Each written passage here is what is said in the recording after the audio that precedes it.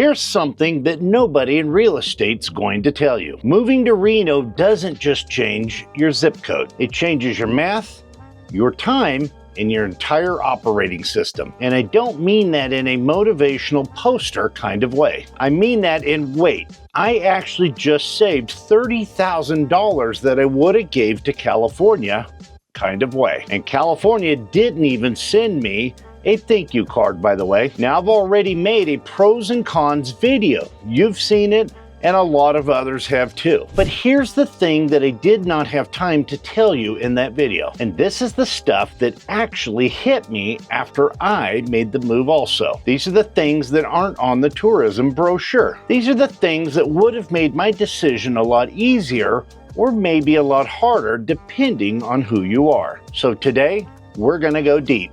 No fluff, no Reno's amazing, no you're gonna love it kind of energy. Just the stuff I wish somebody would have told me before I made the jump. In this video, I'm gonna cover the 7 things that nobody talks about when it comes to relocating to Reno. These are the things that are gonna make you say, okay, I'm in, or could help you actually save from making an expensive mistake. Either outcome is a win. And I mean it, because I genuinely don't want you moving here if it's the wrong call for you. I've had that conversation, and I'll have it with you also. I'm Chris Raynor, and I've been selling real estate for 21 years. And I've been in Reno since 2015 when I made the move from California also. My wife, Cindy, wasn't sure she was gonna like the cold. She's also not sure if she was gonna like the wind or the altitude. Cindy had a lot of concerns. Spoiler, a few months in for both of us, and we both said we're never moving back. But here's the thing, I'm not trying to sell you on Reno. I'm trying to give you the honest version so that you can make sure that this is the right move for you. So stick around, because this one's worth paying attention to. So let me ask you something. What if I told you the most expensive decision you're making is doing nothing? Because most people who are thinking about leaving California or some other high-tax state are running the wrong math. They initially move to what is the move going to cost, when they should probably be asking the question is what is it going to cost us if we stay? And here's what I mean. Nevada has 0 income tax. 0. California starts at 13.33% and climbs from there if you're making over $1 million. But it also starts biting well below that. If you're making $250,000, you're handing California roughly $30,000 annually. That's $30,000 a year.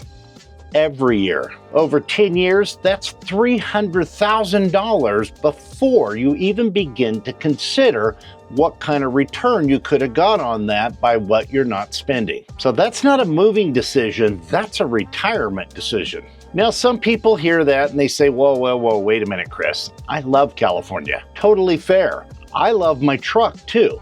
But I'm not spending $30,000 a year just to look at it. Okay, so yes, I need to say this clearly. Housing in Reno is not cheap anymore. It used to be, but now it's not. And anyone trying to tell you that it is either lying or trying to sell you something. Median home prices here in the Reno market are roughly $600,000 depending on the neighborhood. And a decent 3-bedroom rental, well, that's gonna run you about $2,500 to $2,800 depending on the neighborhood. That's not free. I know, but here's the thing though. Compare that to the Bay Area where the median sales price is pushing upwards of $1.3 million.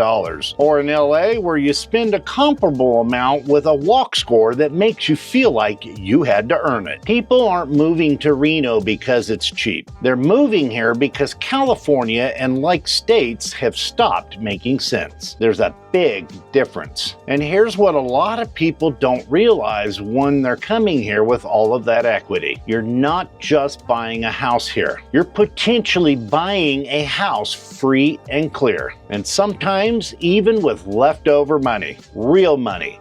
Not the kind of money that says, hey, let's treat ourselves to a nice dinner. Actual money. Now here's the thing that nobody wants to say out loud. That window's closing because Reno is where Austin was 10 years ago. And Austin, well, Austin had its moment. That's before real estate stopped being cute. The people that moved to Austin back in 2012, well, they look pretty smart right now. And for those who didn't move there till 2022, well, they're still renting, talking about how they had all the plans to buy a house back in 2018. And by the way, in about 4 minutes from now, I'm going to tell you about a neighborhood factor that most people never bring up. Most people overlook this area when they're considering a move to Reno, and it's not what you think. So let's talk about lifestyle and the honest trade-offs. And here's what actually surprised me the most when I made the move. And it wasn't the tax savings. That was expected. It was the time. I got my time back. In California, my commute had a personality trait that I never asked for. Traffic wasn't the problem, it was just my life. We knew it was bad, but we didn't know just how bad. I used to know every podcast episode, every morning show, and every AM station. We even had opinions about the traffic reporters, and that is not a healthy relationship with the commute. Here I can ski on Saturday morning and be back home by noon. Tahoe's only 35 minutes away, and we have over 600 miles of trails for both mountain biking and hiking. There's plenty of lakes for paddle boards, and it's basically like accidentally being sponsored by REI. My wife Cindy, who swore she would never like the cold, was in the hot tub watching meteor showers by month 3. We don't ever talk about going back. But here's where I'm going to be really straight with you, because if I don't mention this and you move here, you're going to feel misled. And that is, Reno is a smaller city. There's only about 290,000 within the city limits and 580,000 in the metro. We don't have any NBA teams or NFL teams or any Michelin star rated restaurants. Nightlife here tends to wrap up by about 9:30 p.m. and at this point in my life, I'm good with that. But if you're 27 years old and you need a city that never sleeps, this one may not be in your next chapter. Here the bars close early, everybody goes home, and they've all got early morning outdoor plans. It's aggressively wholesome. And for the cultural diversity that you will typically get in LA or the Bay Area, Reno's growing there.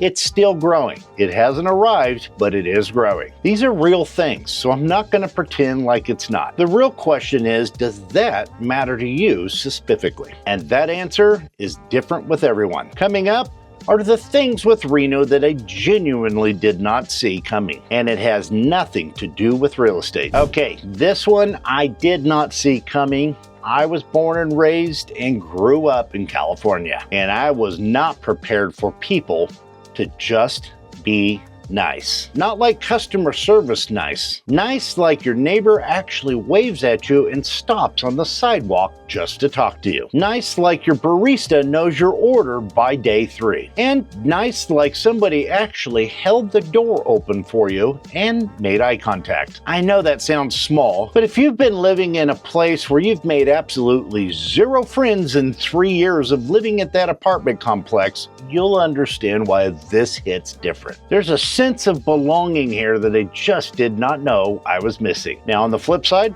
everybody knows everyone. So if you go to Costco on Saturday afternoon, just be prepared to see everybody you've ever met in Reno. Your neighbor, your realtor, your kid's soccer coach, and possibly even your doctor, which could be a little awkward if you've been skipping your checkups. You should plan your shopping accordingly. But back to the culture. And speaking of which, Reno is not what it was. Reno 1.0 was casino buffets, cigarette haze, and slot machine soundtracks.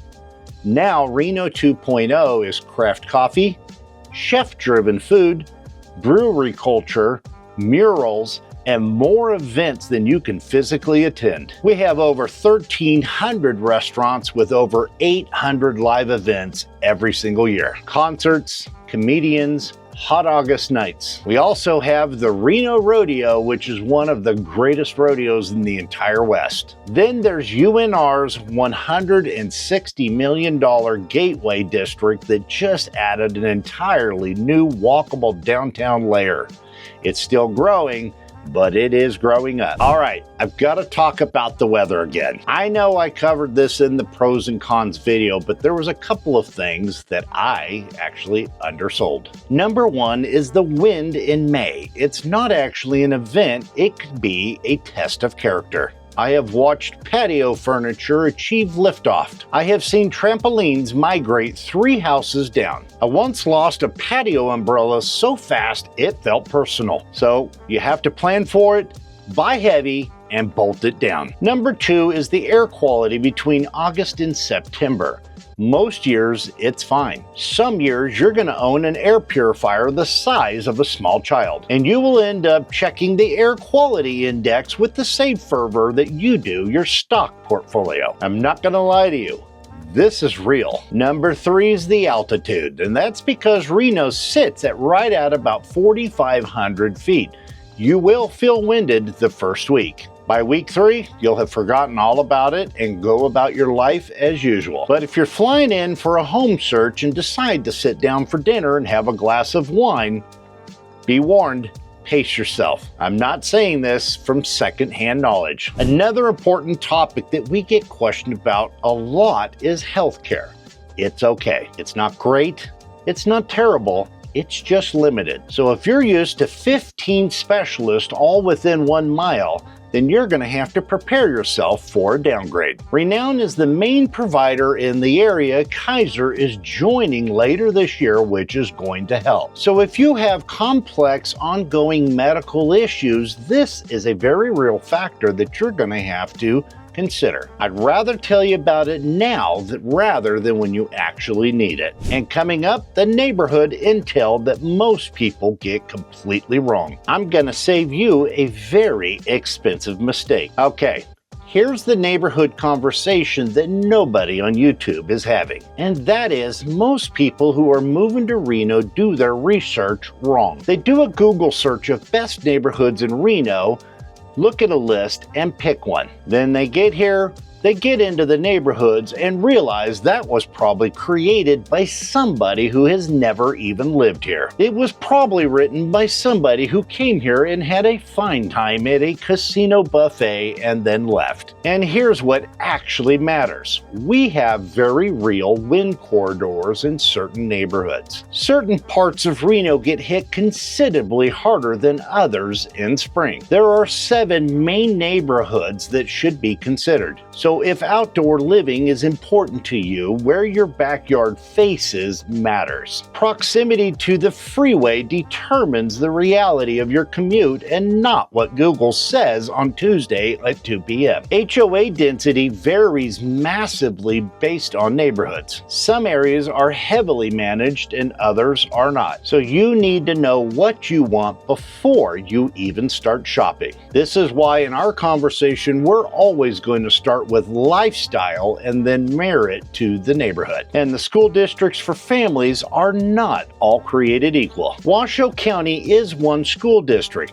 but different schools vary quite a bit. So if you have kids that are going to be attending public school, this needs to be on the list before even the budget, because those are the things that do not show up in the search. Those are going to show up on the Zoom call when we have a personalized conversation. And for the record, that would cost you nothing. But here's my real take after living in Reno for 11 years, and that is, it's not perfect, but it is really, really good for the right people. So if you want sunshine, outdoor access, and a financial environment that actually works in your favor, coupled with a food and cultural scene that keeps improving, and a community that feels like a community, then Reno's going to ruin you for other cities. But if you need ocean views, non-stop nightlife, and world-class medical only 10 minutes away, then Zillow's going to have some excellent coastal options for you, and I say that with no sarcasm.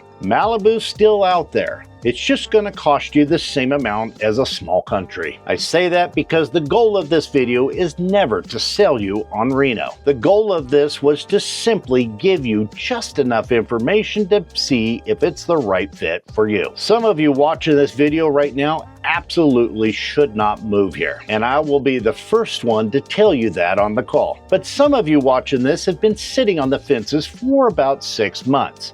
You just needed somebody to stop talking to you in brochure. Either way, I hope this video helped create clarity. But if you're seriously considering a move to Reno, or just running numbers to see if it even makes sense, book a Zoom call with my team and I. No pressure, no sales pitch, just honest answers to your questions to see if this is the right fit for you. We can pull up the MLS and walk live through the neighborhoods of your choosing. Once we understand your lifestyle, we would talk through what an actual move looks like for you. And at the end of 30 minutes, if Reno still doesn't make sense, then at least we were able to save you some time and money coming to that conclusion. We don't want you to waste 6 months of your life figuring out that for yourself. Our link's in the description below. And if you're not moving anywhere and you just watched the whole video, then we want to tell you thank you. It actually means a lot, and you should hit subscribe. I'm Chris Raynor, your go-to realtor for all things Reno. If you see me in a coffee shop with an espresso in my hand next to my laptop, stop and say hi, and if not, we'll see you on the next one.